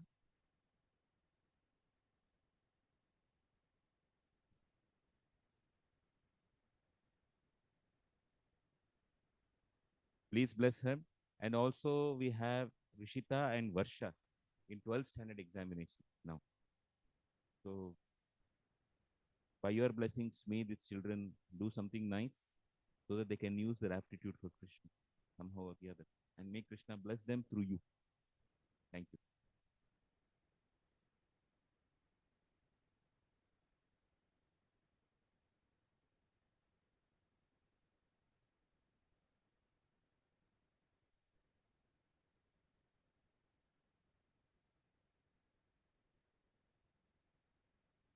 Tempting me, Mataji.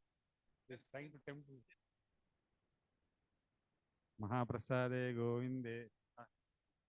Namo Brahmane Vaishnave Salpam Rajan Viswasaneva Jayate Sharira Vidya Jal. Huh? There is no ready. Oh, today is Ekadashi. You don't need to sing that actually. Chaitanya Prabhu Nityananda Shri Advaita Gadadhara Shivasadi Gaura Bhakta Vrinda Hare Krishna Krishna Krishna Hare Hare Hare Rama Rama Rama Hare Hare